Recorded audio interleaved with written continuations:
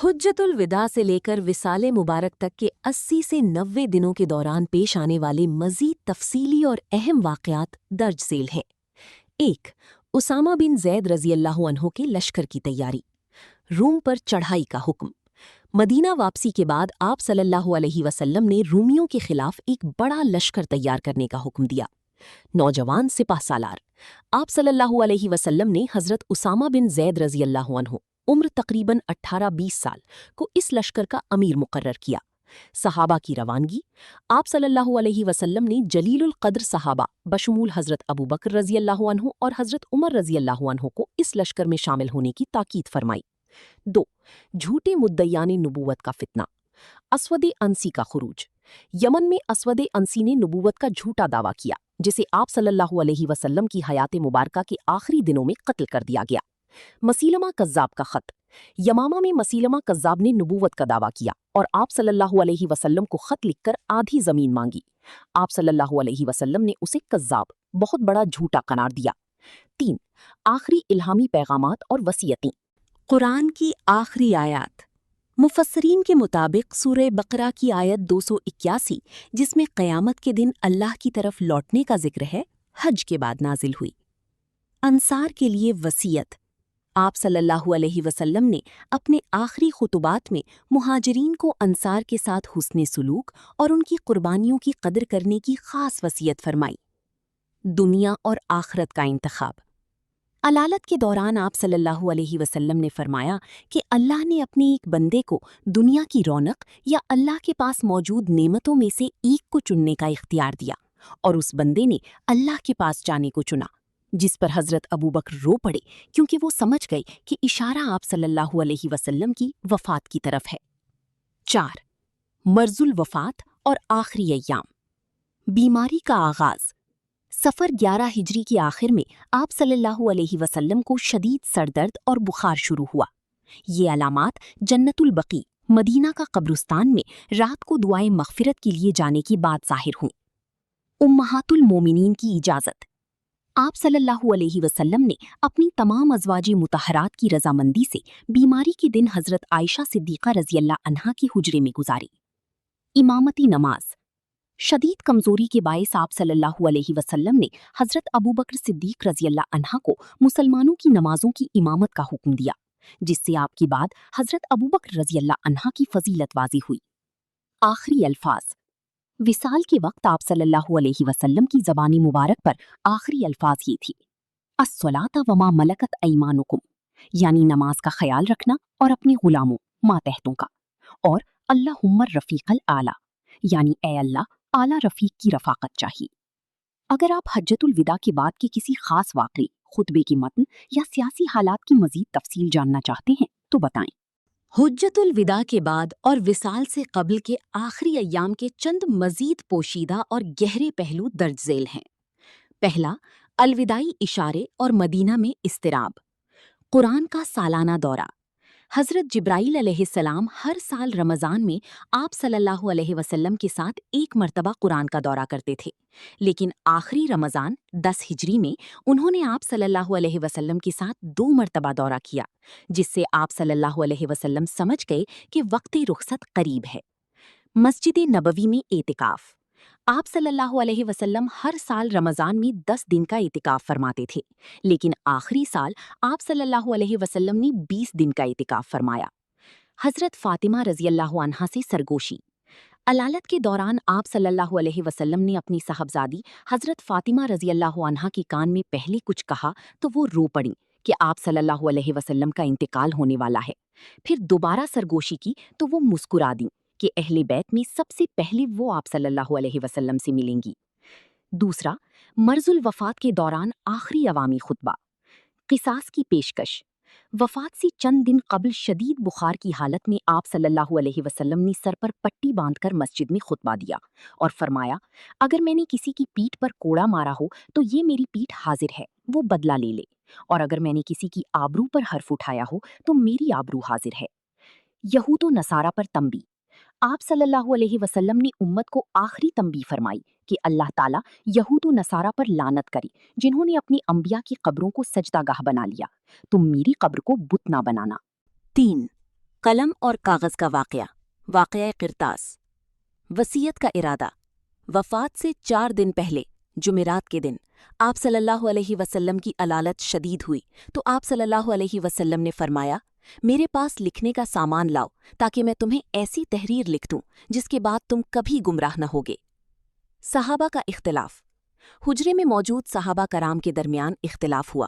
بعض نے کہا کہ آپ صلی اللہ علیہ وسلم پر تکلیف کی شدت ہے اور ہمارے پاس اللہ کی کتاب قرآن موجود ہے جو کافی ہے۔ آپ صلی اللہ علیہ وسلم نے شور و غل دیکھ کر فرمایا، میرے پاس سے اٹھ جاؤ، میرے پاس جھگڑا مناسب نہیں۔ 4. زندگی کا آخری دن اور حجرہ عائشہ رضی اللہ عنہا کا منظر۔ نمازیوں کا دیدار۔ پیر کے دن فجر کی نماز کے وقت آپ صلی اللہ علیہ وسلم نے حضرت عائشہ رضی اللہ عنہا کے حجرے کا پردہ ہٹایا۔ صحابہ کرام حضرت ابو بکر رضی اللہ عنہ کی اقتداء میں نماز پڑھ رہے تھے۔ آپ صلی اللہ علیہ وسلم کو دیکھ کر مسکرائے۔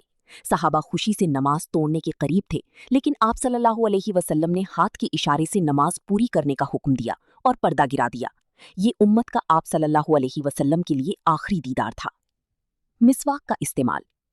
اسی دن آپ صلی اللہ علیہ وسلم نے حضرت عائشہ رضی اللہ عنہا کے بھائی عبد الرحمن بن ابو بکر کے ہاتھ میں مسواک دیکھی۔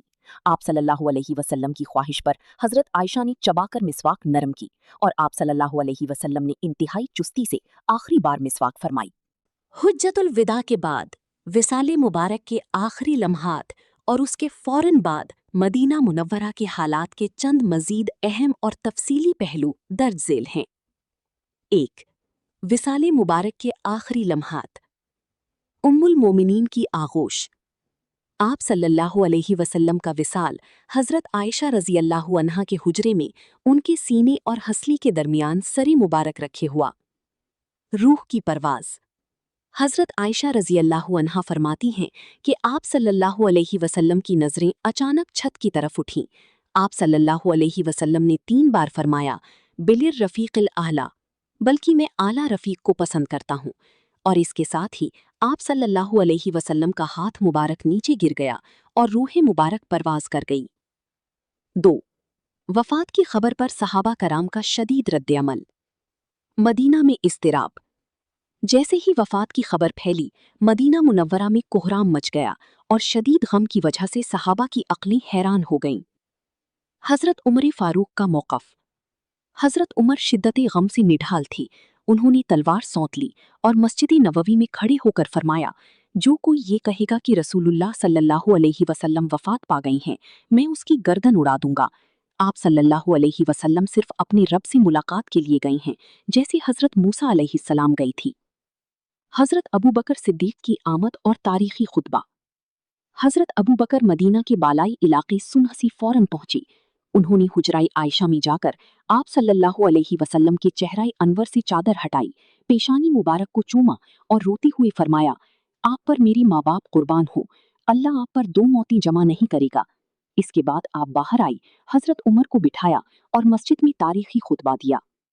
اما بعد، تم میں سے جو شخص محمد صلی اللہ علیہ وسلم کی عبادت کرتا تھا، وہ جان لے کہ محمد صلی اللہ علیہ وسلم وفات پا چکے ہیں، اور جو شخص اللہ کی عبادت کرتا تھا تو اللہ زندہ ہے، اسے کبھی موت نہیں آئے گی۔ پھر انہوں نے سورہ آل عمران کی آیت 144 تلاوت کی۔ ترجمہ: اور محمد تو محض ایک رسول ہیں، ان سے پہلے بھی بہت سے رسول گزر چکے ہیں، تو کیا اگر وہ وفات پا جائیں یا شہید کر دیے جائیں تو تم الٹے پاؤں پھر جاؤ گے؟ یہ سن کر تمام صحابہ کو یقین آ گیا اور حضرت عمر رضی اللہ عنہ نڈھال ہو کر زمین پر گر گئے۔ 3. غسل اور کفن کا طریقہ کار۔ لباس کے ساتھ غسل۔ صحابہ کرام میں اختلاف ہوا کہ غسل کے لیے آپ صلی اللہ علیہ وسلم کے لباس مبارک کو اتارا جائے یا نہیں۔ اسی دوران اللہ کی طرف سے ان پر اونگ طاری ہوئی اور غیب سے آواز آئی کہ آپ صلی اللہ علیہ وسلم کو لباس سمیت غسل دیا جائے۔ اہل بیت کی خدمات۔ غسل حضرت علی رضی اللہ عنہ، حضرت عباس رضی اللہ عنہ، ان کے 2 بیٹوں فضل اور قسم، آپ صلی اللہ علیہ وسلم کے آزاد کردہ غلام شقران اور اسامہ بن زید رضی اللہ عنہم نے دیا۔ حضرت علی نے آپ صلی اللہ علیہ وسلم کو اپنے سینے سے ٹیک لگا رکھی تھی۔ کفن۔ آپ صلی اللہ علیہ وسلم کو سہول، یمن کی ایک گاؤں کے بنے ہوئے سفید سوتی کپڑوں کے 3 لفافوں، چادروں میں کفنایا گیا، جن میں نہ قمیص تھی اور نہ امامہ۔ 4. تدفین کا مقام اور نمازی جنازہ کا منفرد طریقہ۔ مقام تدفین کا فیصلہ۔ صحابہ میں اختلاف ہوا کہ آپ صلی اللہ علیہ وسلم کو کہاں دفن کیا جائے۔ حضرت ابو بکر رضی اللہ عنہ نے فرمایا کہ میں نے رسول اللہ صلی اللہ علیہ وسلم سے سنا تھا، کوئی نبی بھی ایسا نہیں جس کی وفات ہوئی ہو اور اسے اسی جگہ دفن نہ کیا گیا ہو جہاں اس کی وفات ہوئی تھی۔ چنانچہ حجرہ عائشہ میں جس بستر پر آپ صلی اللہ علیہ وسلم کا وصال ہوا تھا، اسے ہٹا کر وہیں قبر مبارک کھودی گئی۔ بغیر امام کی نماز جنازہ۔ آپ صلی اللہ علیہ وسلم کی نماز جنازہ کا طریقہ منفرد تھا، کوئی ایک امام نہیں تھا۔ مسجد نبوی سے جڑے حجرے میں صحابہ کرام چھوٹے چھوٹے گروہوں 10 کر کے کی شکل میں اندر جاتے، فردن فردن نمازی جنازہ درود و دعا پڑھتی اور باہر آ جاتے۔ پہلے مردوں نے، پھر عورتوں نے اور پھر بچوں نے جنازہ پڑھا۔ یہ سلسلہ منگل کی پوری دن اور رات تک چلتا رہا۔ تدفین کا وقت۔ نمازی جنازہ کی تکمیل کے بعد منگل اور بدھ کی درمیانی رات اواخری شب آپ صلی اللہ علیہ وسلم کو لحد مبارک میں آرام کے لیے اتار دیا گیا۔ اگر یہ پیغام آپ کو اچھا لگا ہو تو اسے لائک اور شیئر ضرور کریں تاکہ دوسروں کو بھی نیکی کی دعوت ملے۔ اللہ حافظ۔